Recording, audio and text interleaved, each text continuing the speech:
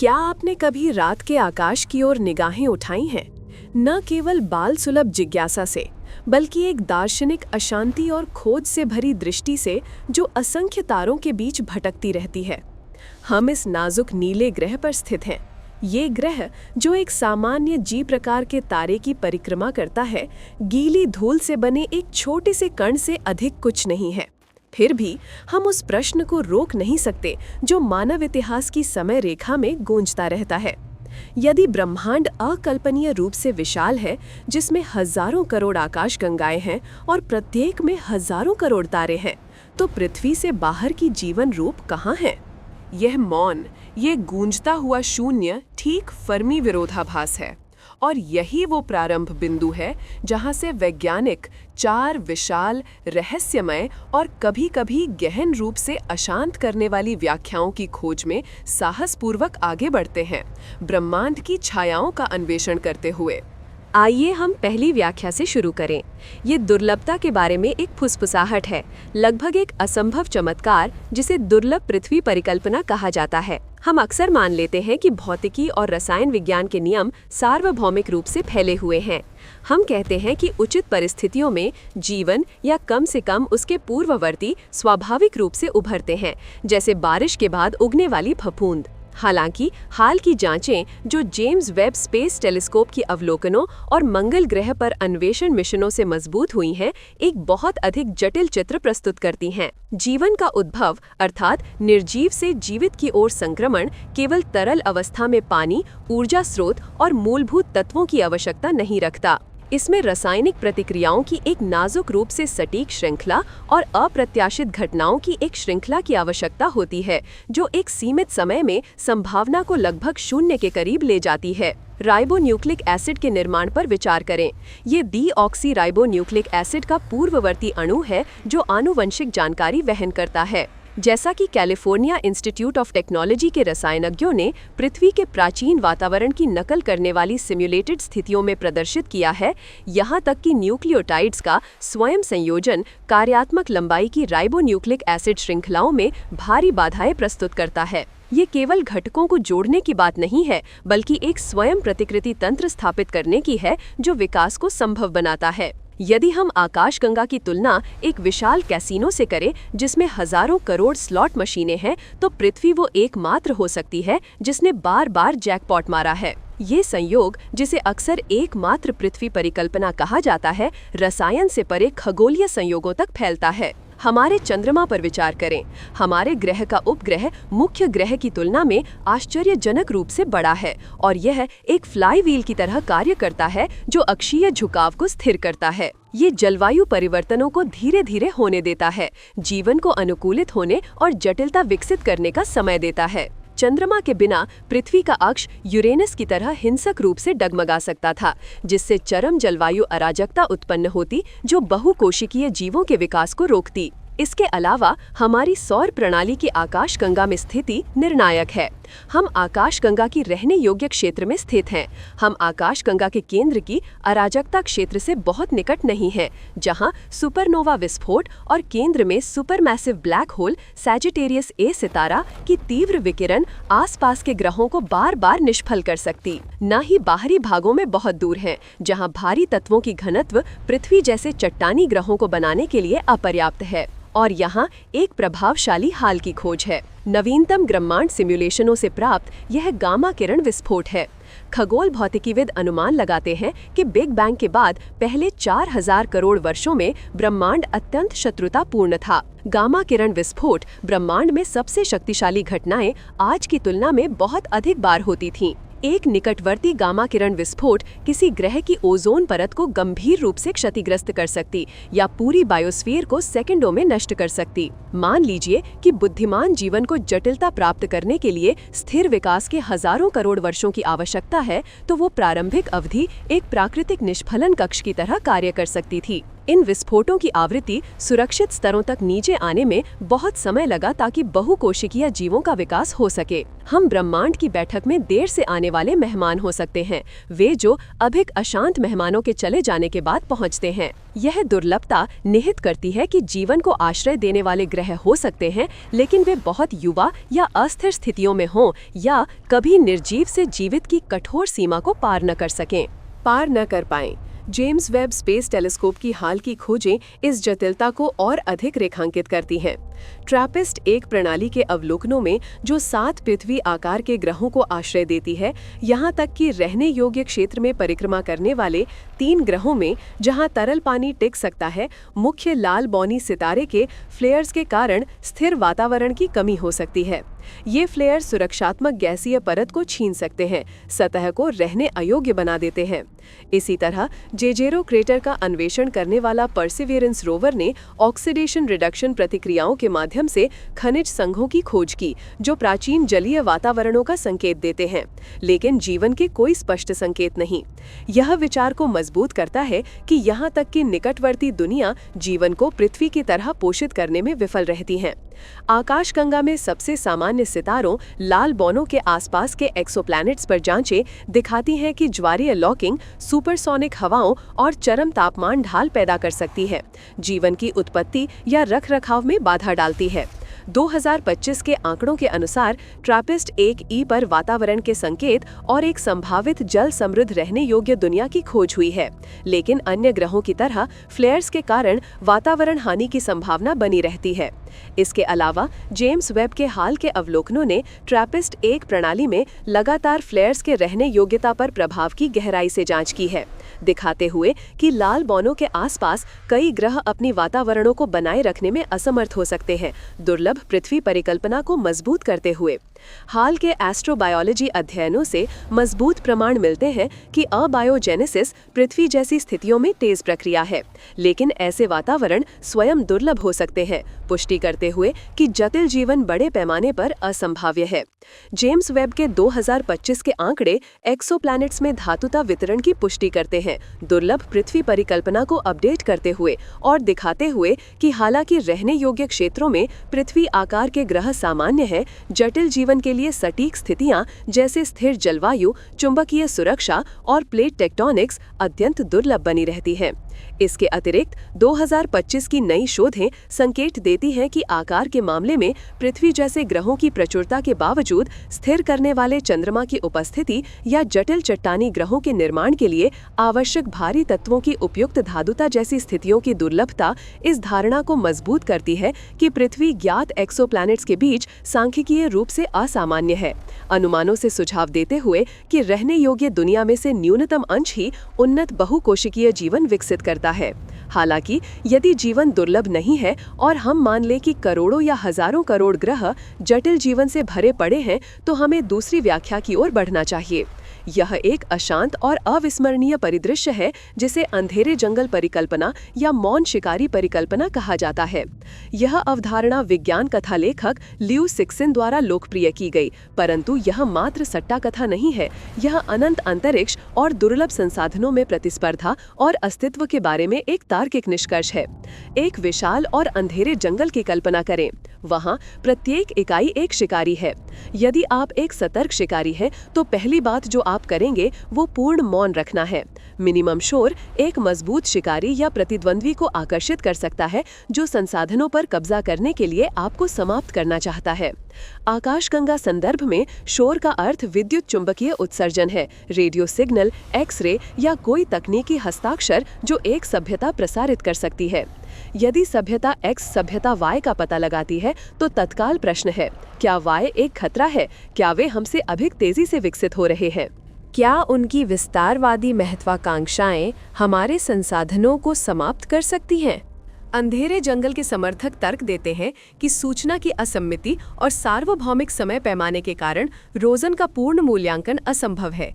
इसलिए संभावित खतरों को पहले से ही निष्क्रिय करना या पता लगाए जाने से बचने के लिए छिपना सबसे सुरक्षित और तार्किक रूप से विकसित विकल्प है। यह बताता है कि क्यों हमारी बाहरी बुद्धिमत्ता की खोज के प्रयास जो रेडियो आवृत्तियों की जांच करते हैं केवल मौन प्राप्त करते हैं। हम 20वीं शताब्दी के रेडियो सिग्नलों से अंधेरे जंगल में चिल्ला रहे हैं। यदि उन्नत सभ्यताएं मौजूद हैं तो वे अधिक कुशल संचार विधियों जैसे क्वांटम एंटेंगलमेंट या संकीर्ण बीम लेजर की ओर बढ़ चुकी हो सकती हैं, या इससे भी बदतर वे आसपास के उत्सर्जनों को सक्रिय रूप से दबा सकती हैं, जिसमें पृथ्वी शामिल है, अपने छिपाव को सुनिश्चित करने के लिए। वे मानवीय नैतिक मानकों के अनुसार दुष्ट नहीं हैं, बल्कि अस्तित्व की सार्वभौमिक तर्क का पालन करने वाली इकाइयां हैं। एक्सोप्लैनेट्स पर नवीनतम आंकड़े इस परिकल्पना की वैधता को मजबूत करते हैं। हमने हजारों एक्सोप्लैनेट्स की पुष्टि की है, जिनमें से कई रहने योग्य क्षेत्र में हैं। उदाहरण के लिए ट्रैपिस्ट एक प्रणाली जीवन का संभावित केंद्र हो सकती है। यदि हम वहां सिग्नल भेजते हैं और पूर्ण मौन प्राप्त करते हैं तो यह अनुपस्थिति का अर्थ नहीं है, बल्कि निहित करता है कि रेडियो तकनीक वाली पर्याप्त उन्नत बुद्धिमान सभ्यताएं प्रसारण को आत्मघाती कार्य मानती हैं। उन्होंने अंधेरे जंगल का सबक आत्मसात कर लिया है। उभरती एस्ट्रोबायोलॉजी जांचें, जिसमें 2025 की विश्लेषण शामिल है, इस परिकल्पना की आलोचना करती हैं क्योंकि अनुभवजन्य प्रमाण की कमी है, लेकिन इसे खेल सिद्धांत पर आधारित के रूप में स्वीकार करती हैं, सुझाव देते हुए कि सभ्यताएं अपने उत्सर्जनों को प्राकृतिक घटनाओं की नकल करने के लिए मॉड्यूलेट कर सकती हैं। हाल के बहस इस परिकल्पना को तर्कसंगत रूप से कमजोर मानते हैं, क्योंकि यह मानती है कि सभ्यताएं लंबे समय तक सुसंगत एकल इकाइयों के रूप में कार्य करती हैं, लेकिन इसे अस्तित्व की तर्क पर आधारित संभावना के रूप में देखा जाता है। इसके अलावा 2025 में संज्ञानात्मक क्षितिज परिकल्पना जैसी विचार सुझाते हैं कि उन्नत सभ्यताएं संपर्क से परहेज कर सकती हैं जब तक कि उभरती सभ्यता तैयार संज्ञान स्तर तक न पहुंचे या वे संचार में रुचि से ऊपर उठ चुकी हों। अंधेरे जंगल को पूरक व्याख्या के रूप में पूरक करते हुए 2025 की अंधेरे जंगल परिकल्पना पर चर्चाएं खेल सिद्धांत पर इसके आधार को जोर देती रहती हैं, हालांकि प्रत्यक्ष अनुभवजन्य प्रमाण के बिना, और इसे सांसारिकता व्याख्या से जोड़ती हैं, जो ब्रह्मांड की सांसारिकता और संचार की कमी को अंधेरे जंगल से जोड़ती है। इसके अतिरिक्त 2025 की नई दृष्टिकोण जैसे सांसारिकता परिकल्पना प्रस्तावित करती है कि ब्रह्मांड में तकनीकी सभ्यताओं की एक मध्यम संख्या हो सकती है, जिनके तकनीकी स्तर हालांकि उन्नत आवश्यक रूप से दृश्यमान आकाशगंगा विस्तार की ओर नहीं लेते, जो मौन को बिना चरम भय के समझा सकता है, लेकिन फिर भी अंधेरे जंगल की सतर्कता से संरेखित है। हालांकि यहाँ तक कि यदि बुद्धिमान जीवन मौजूद है और वो मौन चुनता है, तो अभेद्य भौतिक बाधाएं हैं, ब्रह्मांड के नियमों की सीमाएं या प्रकाश की गति की सीमा। आइंस्टीन ने हमें सिखाया कि पदार्थ या सूचना निर्वात में प्रकाश से अधिक तेज यात्रा नहीं कर सकती। ये एक सार्वभौमिक स्थिरांक है, लगभग 299,799,458 मीटर प्रति सेकंड। ये तकनीकी सीमा नहीं है, बल्कि अंतरिक्ष समय की संरचना की मूलभूत विशेषता है। आकाशगंगा में दूरी मानवीय अंतर्ज्ञान से अधिक है। हमारी आकाशगंगा का व्यास लगभग 1 लाख प्रकाश वर्ष है। इसलिए यहाँ तक कि 50,000 प्रकाश वर्ष दूर की सभ्यता के लिए प्रकाश की गति से सिग्नल पृथ्वी तक पहुँचने में 50,000 वर्ष लगेंगे। हमारा उत्तर अन्य 50,000 की आवश्यकता करेगा। ये अंतरपीढ़ीय अलगाव संचार छोड़ने वालों के बीच अंतरपीढ़ीय परिवर्तन में बदल जाता है। यहाँ तक कि हमारे निकटतम तारकीय पड़ोसियों के साथ विशालता कठिनाइयाँ पैदा करती है। निकटतम सितारा प्रॉक्सिमा सेंटोरी 4.24 प्रकाश वर्ष से अधिक दूर है। वर्तमान रासायनिक रॉकेट प्रणोदन से यात्रा में दसियों हजार वर्ष लगेंगे। यहाँ तक कि सैद्धांतिक संरचनाएं जैसे एंटी मैटर इंजन या विकृति प्रणोदक वर्तमान में शुद्ध गणित तक सीमित अनंत ऊर्जाओं और भौतिक बाधाओं का सामना करती हैं। यदि बाहरी सभ्यताओं ने हमें पीछे छोड़ दिया है, तो वे इन शून्यों को पार करने के उपकरणों की कमी से पहले प्राकृतिक पतन या आकस्मिक सार्वभौमिक आपदाओं का सामना कर सकती हैं, जैसा कि महान फिल्टर परिकल्पना में निहित है। ये प्रतिबंध मानवीय एकांत को गहन अर्थ देता है। ये सुझाव देता है कि हम प्रकाश की गति की दीवार से अलग एक छोटी बायोस्फीयरिक बुलबुले में रहते हैं। यहाँ तक कि यदि हम उन्नत तकनीक प्राप्त करें और अंतरतारकीय यात्राएं शुरू करें, आकाशगंगा के एक हिस्से को उपनिवेशित करने में लाखों वर्ष लगेंगे, जिस दौरान सभ्यता प्राकृतिक पतन या आकस्मिक सार्वभौमिक आपदाओं का सामना करती है। ब्रह्मांड अपनी अटल भौतिक नियमों से बड़े पैमाने के कनेक्शनों के खिलाफ अभेद्य बाधाएं थोपता है। 2025 में भौतिकी की प्रगति इस बाधा की गंभीरता पर जोर देते हैं। विज्ञान कथा विकृति प्रणोदकों का आवाहन करती है, लेकिन जांचें संकेत देती हैं कि आवश्यक अंतरिक्ष समय विकृति पैदा करने के लिए नकारात्मक ऊर्जा घनत्व की आवश्यकता है, जो कैसिमिर प्रभाव से जुड़ी है, लेकिन वर्तमान समझ से अधिक पैमानों पर। मौलिक मॉडल पुष्टि करते हैं कि बिना सत्यापित विदेशी पदार्थ या निर्वात ऊर्जा के हेरफेर के प्रकाश की गति एक अभेद्य किला बनी रहती है। इसके अलावा सापेक्षवादी समय विस्तार सामाजिक बंधनों को जटिल बनाता है। एक टीम जो 1000 प्रकाश वर्ष दूर के सितारे के लिए प्रकाश की गति के 99.99% पर यात्रा करती है, केवल कुछ वर्षों की उम्र बढ़ाती है, लेकिन पृथ्वी पर लौटने पर हजारों वर्ष बीत चुके होते, अंतरपीढ़ीय बंधनों को महत्वहीन बनाते हुए और सांस्कृतिक विखंडन को बनाए रखते हुए। हाल की जांचें सुझाव देती हैं कि ज्ञात भौतिकी के साथ विकृति प्रणोदक संभव है, लेकिन नकारात्मक ऊर्जा के बिना मॉडल चर्चा में है और सूक्ष्म विकृति बुलबुलें पैदा किए गए हैं। हालांकि वास्तविक सुपरल्यूमिनल यात्रा सैद्धांतिक बनी रहती है। 2025 में नकारात्मक ऊर्जा की आवश्यकता के बिना मॉडल विकसित किए गए हैं, निहित करते हुए कि विकृति तकनीक पूर्वानुमान से पहले संभव हो सकती है, लेकिन व्यावहारिक बाधाएं बनी रहती हैं। इसके अलावा 2025 की शोधें घोषणा करती हैं कि सकारात्मक ऊर्जा के साथ भौतिक विकृति प्रणोदन अब संभव है, मौजूदा मॉडलों पर निर्माण करते हुए जो नकारात्मक ऊर्जा की आवश्यकता को समाप्त करते हुए प्रकाश से तेज यात्रा को भौतिकी के नियमों के भीतर सैद्धांतिक रूप से व्यवहार्य बनाते हुए। हालांकि जांच की प्रारंभिक अवस्थाओं में वैज्ञानिकों द्वारा अनुमान लगाते हुए कि ऐसी तकनीक अगले 100 वर्षों में अस्तित्व में आ सकती है। और अंत में हम सबसे अविस्मरणीय व्याख्या पर पहुंचते हैं, शायद सबसे विश्वसनीय, महान फिल्टर या महान दीवार। ये सरल संभावना नहीं है, बल्कि एक सांख्यिकीय निष्कर्ष है जो लगभग निश्चित रूप से बुद्धिमान जीवन के विकास को नियंत्रित करता है। कई ब्रह्मांड विज्ञानियों के अनुसार एक नियम, महान फिल्टर एक चरम कठिनाई का विकासवादी बाधा है, एक घटना या घटनाओं की श्रृंखला जो अधिकांश बुद्धिमान जीवन रूप पार नहीं कर पाते, आकाशगंगा पहुंच से पहले विलुप्ति के साथ। जब शोधकर्ता मॉडल बनाते हैं कि बुद्धिमान जीवन आकाशगंगा इतिहास में जल्दी उभरा, बिग बैंग के लगभग 8000 करोड़ वर्ष बाद, वे दिखाते हैं कि उन्नत सभ्यताओं को हमारी सौर प्रणाली के प्राचीन धूल बादल से संघनित होने से लगभग 5000 करोड़ वर्ष पहले आकाशगंगा पर हावी हो जाना चाहिए था। आज हम जो मौन देखते हैं वो अनुपस्थिति का अर्थ नहीं है, बल्कि पूर्ववर्तियों की सामूहिक विफलता है। कुंजी यह है कि क्या महान फिल्टर हमारे पीछे है या आगे? यदि पीछे है तो हमने भाग्य से सबसे कठिन चरणों को पार कर लिया है। ये चरण निर्जीव से जीवित का संक्रमण, प्रोकैरियोट से यूकैरियोट, पृथ्वी पर 1000 करोड़ वर्ष का छलांग, बहुकोशिकीयता का उद्भव, जटिल बुद्धि का उदय या तकनीकी परिष्कार हो सकते हैं। यदि यूकैरियोट का उद्भव फिल्टर है तो हमने विकासवादी लॉटरी जीत ली है। हम उन दुर्बलों में से हैं जिन्होंने इस घातक सीमा को पार किया है। ये आशावादी है, लेकिन ब्रह्मांड के विशाल मौन से विपरीत है। सबसे भयावह दृष्टिकोण यह है कि फिल्टर हमारे आगे है। इसका अर्थ है कि अन्य सभ्यताएं हमारे तकनीकी स्तर को प्राप्त और पार कर चुकी हैं, केवल स्वयं विनाश या बाहरी से नष्ट होने के लिए। मौन लाखों प्राचीन सभ्यताओं के लिए घंटी की ध्वनि है। उन्नत सभ्यताएं क्यों विलुप्त होती हैं? वैज्ञानिक, सामाजिक और तकनीकी मॉडलों को विघटित करते हुए विकास की सीमाओं से जुड़ी मुख्य कारणों की पहचान करते हैं।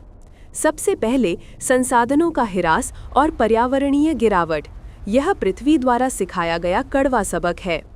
कृषि युग से औद्योगिक युग, सूचना युग तक की प्रगति से अपरिवर्तनीय संसाधनों का दोहन और अपशिष्ट का अनियंत्रित वृद्धि अनिवार्य रूप से होती है। एक सभ्यता जो अंतरिक्ष सिग्नल भेजने में सक्षम है, उसे परिमित संसाधनों जैसे जीवाश्म ईंधन या नाभिकीय विखंडन से विशाल ऊर्जा की आवश्यकता है। यदि वह ग्रहकीय पारिस्थितिकी तंत्र के पतन से पहले स्वच्छ और टिकाऊ प्रचुरता जैसे कुशल नाभिकीय संलयन या बड़े पैमाने पर तारकीय ऊर्जा संग्रह प्राप्त नहीं करती तो पतन निश्चित है। पृथ्वी पर ग्रीनहाउस गैसों की वृद्धि और जैव विविधता की हानि असतत सभ्यताओं के सूक्ष्म भाग्य को प्रतिबिंबित करती है। दूसरा, स्वयं विनाशी तकनीकें।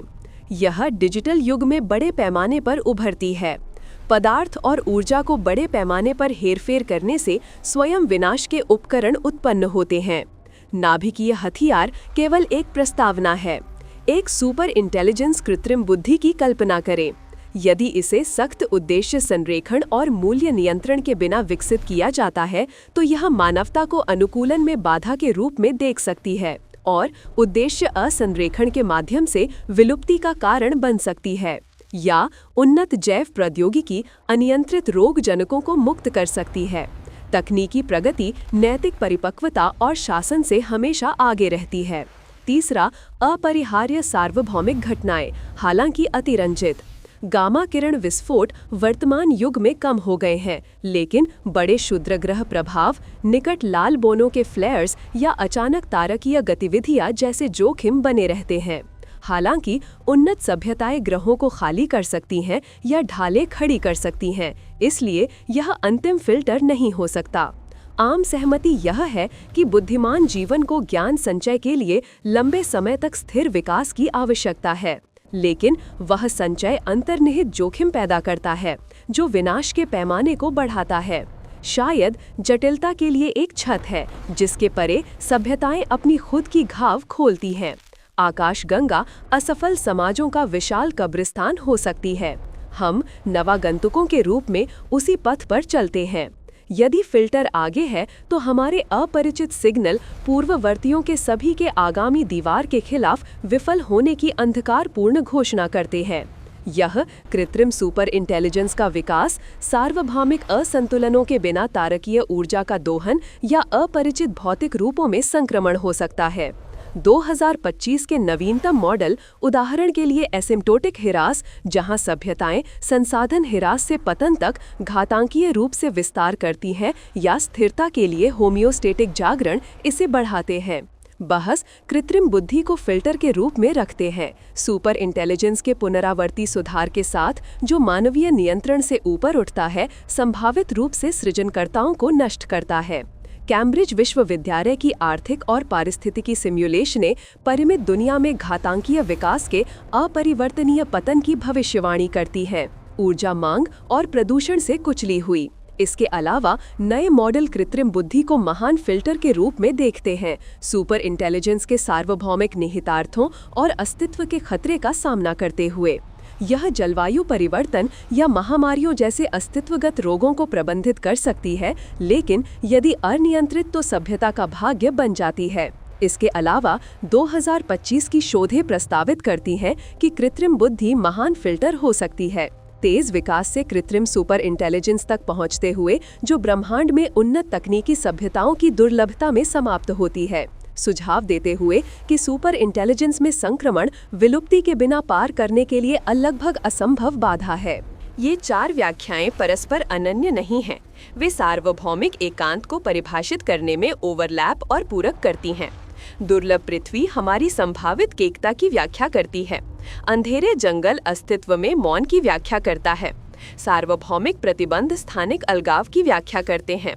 महान फिल्टर पूर्ववर्तियों में पर्याप्त दीर्घायु की कमी की व्याख्या करता है। अब इन परिकल्पनाओं को खंडन या मजबूत करने के लिए हम नवीनतम वैज्ञानिक प्रगतियों की गहराई से जांच करें। दुर्लभ पृथ्वी परिकल्पना के क्षेत्र में वैज्ञानिक जीवन के लिए आवश्यक स्थितियों को परिष्कृत करने पर ध्यान केंद्रित करते हैं। रहने योग्य क्षेत्र की जांचें प्रकट करती हैं कि कक्षीय स्थिति अकेले अपर्याप्त है। ग्रह वैज्ञानिक लाल बौनों के आसपास ग्रहों के लिए उन्नत वायुमंडलीय मॉडलों का उपयोग करते हैं। ये सितारे तीव्र फ्लेयर्स उत्सर्जित करते हैं जो वातावरणों को पूरी तरह से नष्ट कर सकते हैं। यहाँ तक कि गोल्डीलॉक्स क्षेत्र में ज्वारीय लॉकिंग सुपरसोनिक हवाओं को उत्पन्न करती है जो जीवन की शुरुआत या रखरखाव में बाधा डालती है। इसके अलावा भारी तत्वों के निर्माण पर अध्ययन खगोलीय शब्दों में धातुत्व असमान वितरण दिखाते हैं। प्राचीन पदार्थ से जन्मी पहली पीढ़ी के सितारे मुख्य रूप से हाइड्रोजन और हीलियम से युक्त हैं। चट्टानी ग्रहों को कार्बन, ऑक्सीजन, लोहा, सिलिकॉन की आवश्यकता है जो तारकीय चक्रों और सुपरनोवा में जाली जाते हैं। आकाशगंगा के सर्पिल भुजाओं के सिम्युलेशन धातु गरीब क्षेत्रों को अलग करते हैं। यदि जटिल जीवन को धातु समृद्ध क्षेत्रों की आवश्यकता है तो संभावित ग्रह उम्मीदवार कम हो जाते हैं, दुर्लभता को बनाए रखते हुए। रासायनिक रूप से क्लासिक मिलर यूरे प्रयोग विकसित हुआ है। वैज्ञानिक यूरोपा या एनसेलाडस जैसी बर्फीली चंद्रमाओं जैसे वातावरणों का सिम्युलेशन करते हैं, जहां सतह के नीचे भूतापीय ऊर्जा सूर्य प्रकाश की जगह लेती है। हालांकि सरल ऑर्गेनिक्स से स्वायत्त प्रतिकृतकों में संक्रमण एक विशाल एंट्रोपी बाधा बनी रहती है। हाल के लेख जोर देते हैं कि अमीनो एसिड का निर्माण केवल शुरुआत है और कार्यात्मक पेप्टाइड से जुड़ना प्राचीन कोशिकाओं के लिए लिपिड झिल्लियों में कैप्सुलेशन निरंतर एंट्रोपी बाधाएं पैदा करता है। यही कारण है कि कुछ एस्ट्रोबायोलॉजिस्ट जीवन को एंट्रोपी के खिलाफ प्रतिरोधी अत्यंत असंभाव्य घटना के रूप में देखते हैं। हाल की जांचों के अनुसार पृथ्वी जैसी स्थितियों में निर्जीव से जीवित का संक्रमण तेजी से हुआ है, लेकिन ऐसे वातावरण दुर्लभ हो सकते हैं।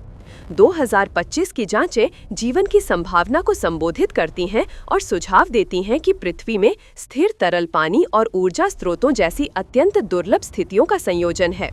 जेम्स वेब के नए आंकड़े एक्सोप्लैनेट्स में धातुत्व वितरण की पुष्टि करते हैं, दुर्लभ पृथ्वी को अपडेट करते हुए। अंधेरे जंगल परिकल्पना की ओर बढ़ते हुए खगोल भौतिकीविद इसे सिद्ध या खंडित नहीं कर सकते, लेकिन अप्रत्यक्ष संकेतों की खोज करते हैं। यदि उन्नत सभ्यताएं छिपती हैं, तो वे रेडियो सिग्नलों से बचती हैं और अधिक सूक्ष्म छिपाव का उपयोग करती हैं। एक उभरता क्षेत्र डायसन झुंड या क्षेत्रों की खोज करता है, मेगा संरचनाएं जो एक सितारे को पूरी ऊर्जा संग्रहित करने के लिए घेरती हैं। वाइड फील्ड इंफ्रारेड स्कैन असामान्य इंफ्रारेड स्पेक्ट्रा की खोज करते हैं जो प्राकृतिक वस्तुओं से असंगत हैं। अब तक पूर्ण डायसन संरचनाओं का कोई निश्चित प्रमाण नहीं है, लेकिन अंधेरे जंगल इसे समझाता है। सभ्यताएं बाहरी थर्मल हस्ताक्षरों को न्यूनतम करने के लिए डिजाइन कर सकती हैं या क्वांटम कंप्यूटिंग या विदेशी ऊर्जा रूपों के माध्यम से भौतिक मेगा संरचनाओं से ऊपर उठ सकती हैं। इसके अलावा मॉडल पारस्परिक पता लगाने का सिम्युलेशन करते हैं। यदि सभ्यताएं क्वांटम एंटेंगलमेंट या उच्च ऊर्जा मॉड्यूलेटेड न्यूट्रॉनों का उपयोग करती हैं, तो हमारे विद्युत चुंबकीय आधारित उपकरण उन्हें चूक जाएंगे। अंधेरे जंगल की आवश्यकता है कि उनकी तकनीकें हमारे धारणा त्रिज्या से ऊपर हों। हाल के बहस परिकल्पना की आलोचना करते हैं कि यह सभ्यताओं को सुसंगत एकल इकाइयों के रूप में मानती हैं, इसे हास्यास्पद बनाते हुए, लेकिन इसे खेल सिद्धांत पर आधारित के रूप में स्वीकार किया जाता है।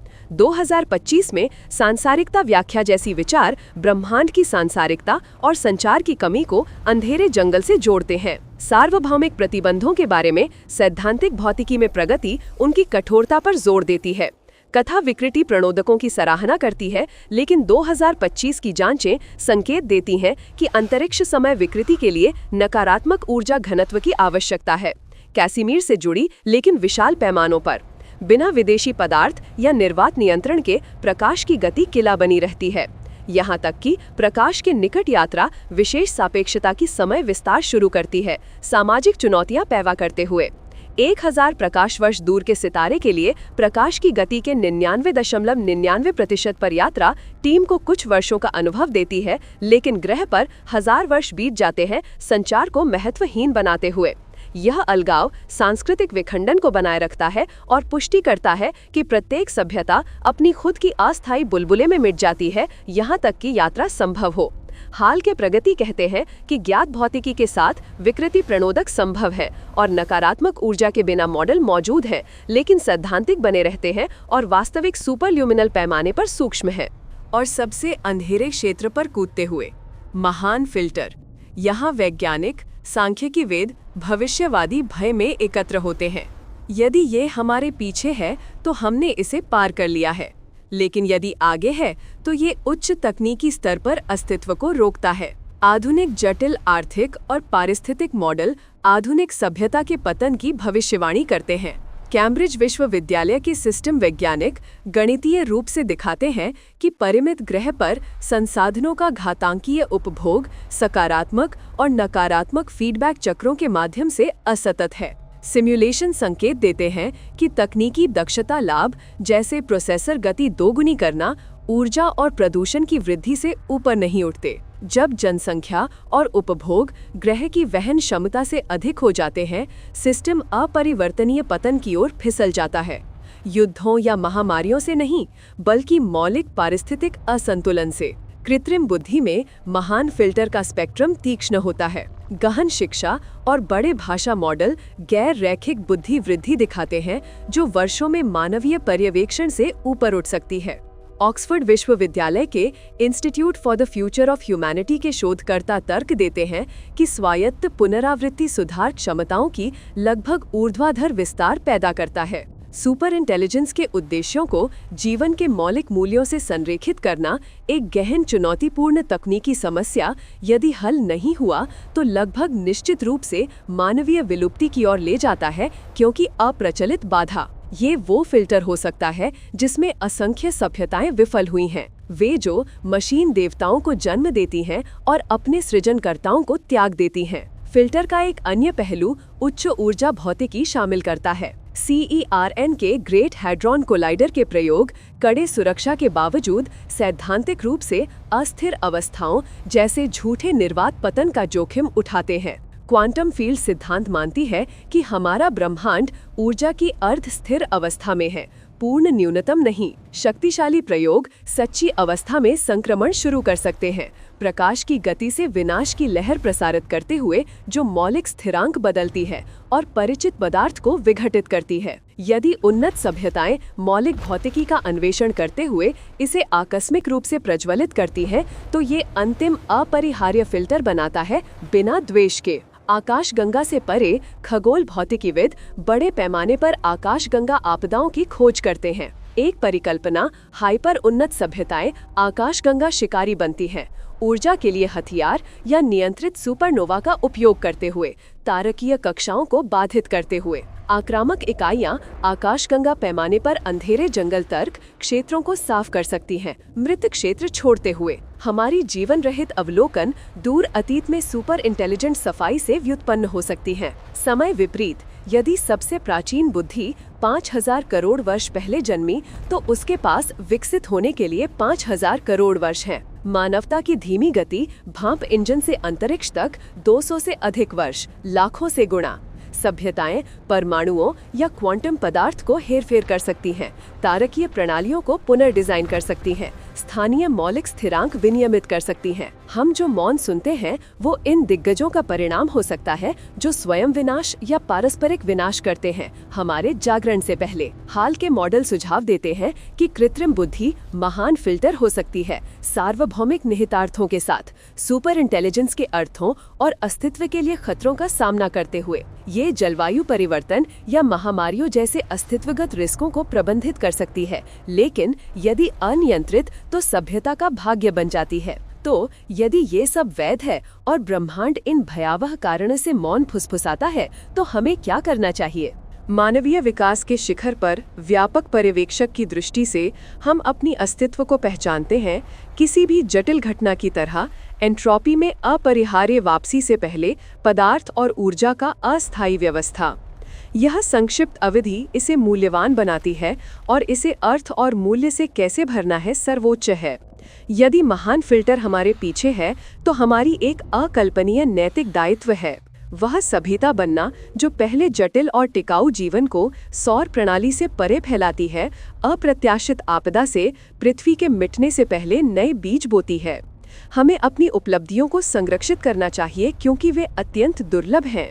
यदि यह हमारे आगे है तो हमारा दायित्व तकनीकी और सामाजिक जालों को पहचानना है। अनंत आर्थिक विस्तार के बजाय पारिस्थितिक स्थिरता को प्राथमिकता देना, कृत्रिम बुद्धि विकास पर कठोर सीमाएं थोपना और वैज्ञानिक खोज को अस्तित्वगत सुरक्षा के लिए सतर्कता से संतुलित करना। ब्रह्मांड में बुद्धिमान मौन सीखना जब तक हम नैतिक रूप से शक्ति संभालने के लिए परिपक्व न हों। दिखावती तकनीकी प्रदर्शनों से बचते हुए शक्तिशाली प्रसारण, बाहरी बुद्धिमत्ता की सक्रिय खोज मानवता का सबसे मूर्खतापूर्ण कार्य हो सकता है, जैसे खुली बाघों की जंगल में बच्चे का चिल्लाना। और अंत में यहाँ तक कि एक खाली ब्रह्मांड में मानवीय अनुभव का मूल्य कम नहीं होता। सार्वभौमिक एकांत एक अंतर्मुखी दृष्टि थोपता है। तुलना, प्रतिस्पर्धा या सीखने के लिए पड़ोसियों के बिना अर्थ और सौंदर्य बनाना कला और दर्शन से वैज्ञानिक खोजों तक पूरी तरह से हमारा है। इस नीले दुनिया में यह क्षण वो एकमात्र हो सकता है जिसमें सचेत जीवन स्वयं ब्रह्मांड का अवलोकन कर सकता है। रात के आकाश का मौन उत्तरों की अनुपस्थिति नहीं है, यह अस्तित्व की नाजुकता, मूल्य और स्वायत्तता की शाश्वत याद दिलाता है। हम नहीं जानते कि हम बंद दरवाजे की कुंजी के सामने हैं या खाई के, लेकिन खोज जारी रखते हुए, जेम्स वेब के आंकड़ों का विश्लेषण करते हुए, जटिल रसायन का मॉडलिंग करते हुए और हमारे तकनीकी जोखिमों का सामना करते हुए, हम कम से कम इस ब्रह्मांड में भाग्य से जन्मी दुर्लभ बुद्धि के योग्य कार्य करते हैं। यह मौन बना रहता है और हमारी अगली पसंद का इंतजार करता है। महान फिल्टर के समक्ष समर्पण या उसे पार करना, बुद्धिमान जीवन की रोशनी को अंधेरे जंगल से परे ले जाना।